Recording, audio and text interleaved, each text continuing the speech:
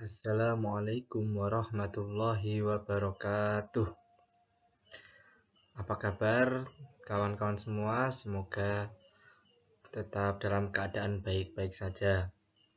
Dalam kesempatan ini, saya akan menyampaikan materi pembelajaran pendidikan agama Islam dengan judul Kisah Nabi Yunus alaihi salam.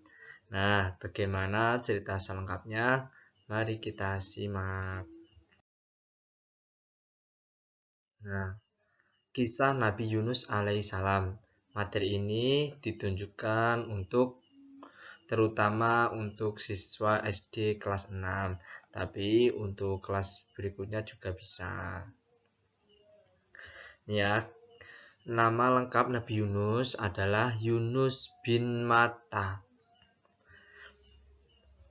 bin Abu Matta bin Bunyamin bin Yakub alaihissalam.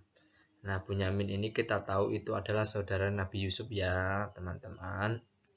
Beliau adalah keturunan Nabi Yakub alaihi salam yang merupakan ayah dari Nabi Yusuf alaihi salam. Daerah asal Nabi Yunus adalah Palestina yang sekarang sedang berperang dengan Israel ya. Nah, Allah mengutus Nabi Yunus alaihi salam untuk berdakwah kepada penduduk Ninawa yang berada dalam kegelapan. Kegelapan di sini maksudnya bukan karena tidak ada lampu, tidak ada penerangan. Kegelapan di sini maksudnya itu jauh dari hidayah Allah. Biasanya menyembah berhala, kemusyrikan, banyak maksiat seperti itu. Nah, mereka menyembah berhala dan mengingkari Allah sebagai Tuhan. Kemudian Nabi Yunus alaihissalam sebenarnya bukan berasal dari daerah ini, sehingga beliau seperti orang asing yang datang di Ninawa, pendatang seperti itu. Kedatangan Nabi Yunus alaihissalam ke Ninawa adalah mengajarkan ketauhidan. Penduduk Ninawa diajak untuk beriman, yaitu meyakini bahwa Allah adalah Tuhan yang menciptakan mereka dan juga alam semesta ini. Nah, mereka penduduk Ninawa ini ya diperintahkan untuk meninggalkan berhala yang mereka sembah karena tidak memberi manfaat. Ya, berhala itu tidak bisa memberikan manfaat ya. Nah, menyembah berhala sama artinya dengan merendahkan diri di hadapan batu yang mereka buat sendiri. Padahal Allah menciptakan manusia sebagai makhluk yang mulia dibanding makhluk yang lain. Manusia itu makhluk sempurna, malah menyembah batu yang tidak bisa membahayakan dan juga tidak bisa memberi manfaat. Nabi Yunus alaihissalam juga mengajak penduduk Ninawa untuk memperhatikan alam semesta. Semua itu adalah ciptaan Allah. Jika alam semesta begitu besar dan luas, maka yang menciptakannya adalah Tuhan yang Maha Besar, yaitu Allah Subhanahu wa taala. Alam semesta di sini ya ada matahari, bumi, tumbuhan, binatang seperti itu ya. Nah, namun apa yang diajarkan oleh Nabi Yunus alaihissalam diabaikan, tidak menghiraukan ya, menolak ajakan Nabi Yunus. Mereka menganggap bahwa ajaran Nabi Yunus alaihissalam adalah agama baru yang bertentangan dengan ajaran nenek moyang mereka. Apalagi Nabi Yunus alaihissalam adalah orang asing, sehingga mereka menganggap beliau sebagai pendusta atau pembohong. Nah, Nabi Yunus alaihissalam dituduh sebagai perusak adat istiadat dan mengubah kepercayaan nenek moyang penduduk Ninawa. Makanya penduduk Ninawa itu menolak ya, karena mereka berpegang teguh pada ajaran nenek moyang mereka yang padahal itu sesat ya. Nabi Yunus alaihi salam diminta untuk menghentikan dakwahnya. Siapa yang meminta? Ya penduduk Ninawa. Mereka sangat teguh pada kekafiran mereka. Akan tetapi Nabi Yunus alaihissalam tidak putus asa. Beliau tetap berdakwah, mengajak masyarakat untuk beriman kepada Allah Subhanahu wa taala. Nah, ajaran tauhid merupakan amanah dari Allah Subhanahu wa taala yang harus disampaikan.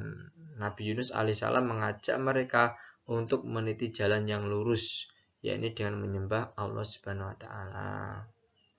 Ya, Nabi Yunus alaihissalam mengingatkan, jika mereka menolak untuk beriman, Allah akan menunjukkan kekuasaannya dengan menurunkan azab kepada mereka. Ini ya, Nabi Yunus itu menunjukkan kalau penduduk Ninawa itu membangkang, maka nanti akan diazab. Namun, peringatan Nabi Yunus tidak menyurutkan mereka untuk meninggalkan berhala. Mereka tidak takut dengan peringatan Nabi Yunus. Bahkan mereka menantang Nabi Yunus untuk membuktikan ucapannya. Melihat pembangkangan penduduk Ninawa, Nabi Yunus meninggalkan wilayah ini. Beliau memohon kepada Allah agar memberikan pelajaran kepada mereka yang kafir terhadap Allah. Nah, ini ya, karena Nabi Yunus tadi sudah jengkel, kemudian sepeninggal Nabi Yunus alaihissalam, tiba-tiba udara di sekeliling Ninawa menjadi gelap. Binatang peliharaan mereka kelihatan gelisah. Wajah-wajah penduduk menjadi pucat. Angin dari segala penjuru bertiup kencang dengan suara petir yang bergumul menakutkan. Dalam keadaan panik dan ketakutan, mereka sadar akan kebenaran ucap Nabi Yunus ini, tanda-tanda akan datang azab seperti itu. Mereka pun segera tobat dan memohon ampun kepada Allah atas kekafiran mereka. Mereka menyatakan beriman kepada Allah dan meninggalkan berhala mereka. Mereka meyakini kebenaran dakwah Nabi Yunus alaihissalam. Melihat para penduduk Ninawa yang bertobat dan sungguh-sungguh Allah menurunkan rahmatnya. Perlahan-lahan udara Ninawa menjadi terang. Wajah penduduk menjadi berseri-seri kembali. Binatang-binatang pun kembali tenang. Penduduk Ninawa sangat bersyukur karena Allah berkenan menerima tobat mereka. Jadi ini azabnya tidak jadi karena penduduk Ninawa sudah taubat. Nah, setelah itu ada beberapa kejadian yang dialami Nabi Yunus. Yang pertama itu Nabi Yunus alaihissalam ditelan ikan. Ini ya, gimana ceritanya? Nah ini, setelah meninggalkan Ninawa, Nabi Yunus alaihissalam terus berjalan mengembara tanpa tujuan. Tiba-tiba beliau sudah sampai di suatu pantai. Sekelompok orang bergegas menaiki sebuah kapal yang sedang berlabuh. Nabi Yunus alaihissalam kemudian memohon izin agar diperbolehkan naik kapal juga. Nah, setelah semua penumpang naik, kapal pun berlayar ke tengah laut. Belum berselang lama, tiba-tiba datang gelombang besar yang diikuti dengan angin kencang. Kapal terayun-ayun oleh gelombang, membuat para penumpangnya panik dan ketakutan. Pengemudi kapal tidak kuasa lagi mengendalikan kapalnya. Kemudian pengemudi kapal berusaha menyelamatkan kapal dari amukan gelombang. Salah satu caranya adalah dengan mengurangi beban kapal. Diputuskanlah untuk mengorbankan salah satu penumpang dengan cara pengundian. Ya, ketika undian dibuka, keluarlah nama Yunus. Para penumpang merasa sayang kepada Yunus. Kemudian dilakukan undian ulangan. Akan tetapi, lagi-lagi keluar nama Yunus sehingga diulangi lagi. Mereka merasa keberatan jika Yunus yang mereka hormati dan sayangi harus dikorbankan. Namun, pada undian ketiga, nama yang keluar tetap Yunus. Nabi Yunus alaihissalam sadar bahwa keputusan undian itu adalah kehendak Allah. Beliau menyadari kesalahannya karena meninggalkan Ninawa sebelum diperkenankan oleh Allah. Undian tersebut dianggapnya sebagai cara untuk menembus dosa yang telah dilakukan. Nabi Yunus alaihissalam kemudian berdoa dan melompat ke laut yang penuh dengan gelombang. Allah kemudian mewahyukan kepada seekor ikan paus untuk menelan Nabi Yunus alaihissalam. Di dalam perut ikan paus, Nabi Yunus alaihissalam terus memohon ampun kepada Allah. Akhirnya, pada saat yang ditentukan, ikan paus menumpahkan Nabi Yunus alaihissalam ke daratan. Ya. Nabi Yunus alaihissalam keluar dari perut ikan paus dalam keadaan lemah dan sakit. Allah kemudian menurunkan rahmat-Nya sehingga Nabi Yunus alaihissalam dapat sehat dan segar kembali. Allah memerintahkan Nabi Yunus alaihissalam untuk mengunjungi Ninawa kembali. Penduduk Ninawa sudah lama menunggu kedatangan Nabi Yunus alaihissalam untuk menjadi pemimpin mereka. Ketika memasuki Ninawa, Nabi Yunus alaihissalam terkejut. Beliau tidak melihat lagi satupun berhala ada di sana. Semua penduduk sudah beriman dan menyembah Allah. Nabi Yunus alaihissalam pun melanjutkan dakwahnya untuk menyempurnakan keimanan penduduk Ninawa. Nah, itu ya tadi kisah Nabi Yunus ditelan ikan paus. Kemudian ini ada kisah lagi tentang Nabi Yunus, yaitu tentang keteladanan Nabi Yunus. Yang bisa kita ambil apa dari cerita Nabi Yunus? Yang pertama yaitu pantang berputus asa. Pantang itu kita tidak boleh menyerah, ya tidak boleh berputus asa. Sikap yang dapat diteladani dari kisah Nabi Yunus alaihissalam adalah larangan bersikap putus asa. Sikap putus asa termasuk sikap tidak terpuji yang dilarang oleh Allah untuk dilakukan. Itu dalam Al-Qur'annya, la tai'asu mir rauhillah. Maka janganlah kamu berputus asa dari rahmat Allah. Nah, sikap putus asa adalah sikap tidak meyakini bahwa Allah adalah Tuhan yang maha penolong hambanya. Keberhasilan dan kegagalan semua yang menentukan adalah Allah. Manusia wajib berusaha secara sungguh-sungguh, namun keputusan akhirnya di tangan Allah. Yang selanjutnya yang kita bisa ambil dari kisah Nabi Yunus yaitu bersegera untuk taubat. Sikap untuk segera memohon ampun setelah melakukan dosa juga tercermin dari kisah penduduk Ninawa. Nah, pertama, sikap penduduk Ninawa yang segera bertobat setelah mereka sadar atas kekafiran mereka. Sikap mereka menyembah berhala adalah perbuatan syirik yang juga merupakan dosa besar.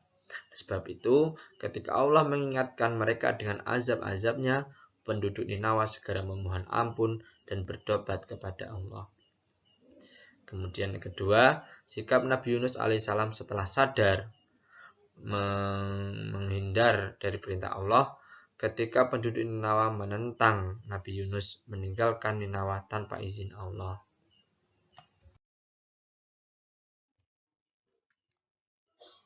Ya, ketika beliau dijadikan korban yang harus dibuang ke laut, tersadarlah beliau akan kesalahannya. Beliau pun segera memohon ampun dan terus bertobat selama berada di dalam perut ikan paus. Tobat itu artinya adalah berhenti melakukan dosa dan berjanji untuk tidak mengulanginya lagi. Tobat adalah sikap terpuji yang dilakukan seorang setelah melakukan dosa. Nah, ini ya bagaimana tata cara bertobat. Ada caranya. Yang pertama itu memohon ampun kepada Allah. Caranya dengan memperbanyak membaca istighfar. Astaghfirullahaladzim. Memohon ampun harus disertai penyesalan yang mendalam karena telah melakukan dosa. Harus menyesal. Kalau kita berbuat dosa itu menyesal. Kemudian yang kedua itu berjanji tidak akan mengulangi lagi. Tobat yang benar adalah tobatan nasuha. Apa itu? Yaitu tobat yang sungguh-sungguh. Sekali bertobat maka jangan mengulangi berbuat dosa lagi. Itu tobat nasuha. Kalau diulangi lagi namanya tobat sambel. Tahu itu sambal pedas tapi masih dimakan lagi. Yang ketiga yaitu dengan memperbanyak berbuat kebaikan sebagai bukti tobat. Di samping meninggalkan perbuatan dosa, juga harus memperbanyak kebaikan. Semakin banyak kebaikan yang dilakukan, semakin membuktikan bahwa Allah menerima taubat kita. Nah, itu tadi ya, teman-teman, untuk kisah Nabi Yunus serta pelajaran yang bisa kita ambil. Itu semoga ilmu yang saya sampaikan tadi dapat bermanfaat ya teman-teman. Amin Allahumma amin. Sekian dari saya. Wassalamualaikum warahmatullahi wabarakatuh.